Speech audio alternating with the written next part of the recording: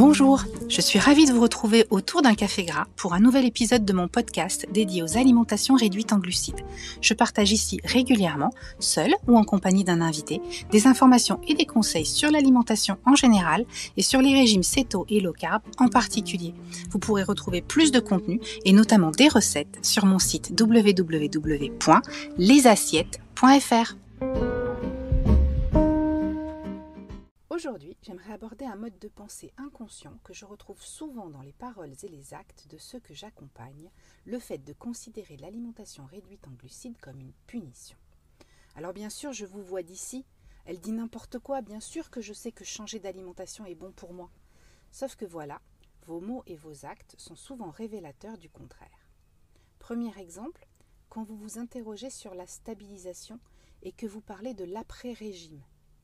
Outre le fait qu'il est inutile de s'inquiéter de l'après, parce que d'ici là vous saurez quoi faire vu que vous aurez appris, cette interrogation révèle souvent le fait que vous n'êtes pas totalement convaincu de vous faire du bien, puisque vous vous interrogez du moment où vous allez pouvoir arrêter, ou du moins du moment où vous pouvez faire moins d'efforts.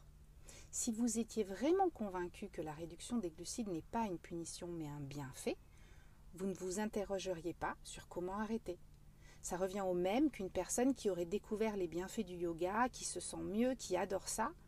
Ça ne lui viendrait pas à l'idée d'espérer pouvoir arrêter un jour. Pire, elle craindrait même de ne pas pouvoir continuer parce qu'elle sait qu'elle en a besoin pour se sentir bien. Deuxième exemple encore plus flagrant, quand vous vous punissez suite à un craquage en faisant un egg fast ou en vous mettant subitement à jeûner. Alors oui, le jeûne et l'egg fast peuvent être des outils intéressants quand on pratique une alimentation réduite en glucides, mais non, on ne compense pas un excès par une restriction, par une punition. En raisonnant de cette manière, vous entretenez le cercle vicieux propre aux troubles du comportement alimentaire. La boulimie est le pendant de l'anorexie. L'hyperphagie est souvent la réponse à une trop grande restriction. Bref, arrêtez de vous punir d'avoir fauté, vous augmentez le risque de craquer. Ce comportement punitif est symptomatique d'un mode de pensée global autour de votre alimentation. Vous cherchez à vous punir de vos excès au lieu de raisonner en rééquilibrage. Parce que c'est bien de ça dont il s'agit.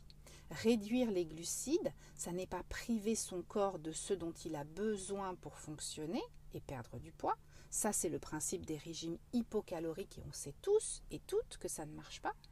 Réduire les glucides, c'est travailler à rééquilibrer sa balance métabolique pour que notre corps, correctement nourri et en bonne santé, déstocke le gras accumulé à cause d'un déséquilibre.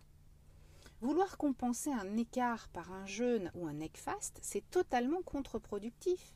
C'est un peu comme quand on dérape sur une route verglacée, ce n'est pas en freinant à fond et en tournant les roues à l'opposé qu'on rétablit la situation.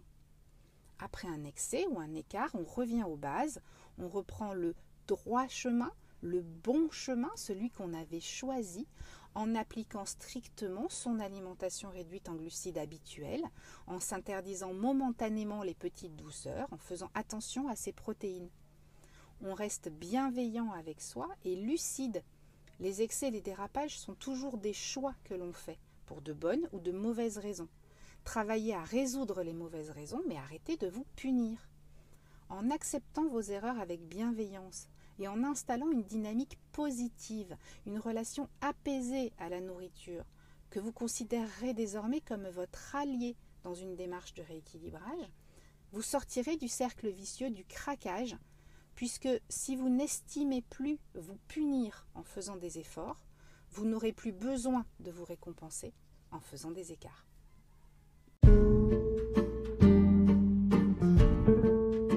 C'est la fin de cet épisode. J'ai été ravie de vous retrouver autour d'un café gras. N'hésitez pas à vous abonner au podcast pour être informé de la mise en ligne d'un prochain épisode. Et merci pour votre écoute. À très bientôt.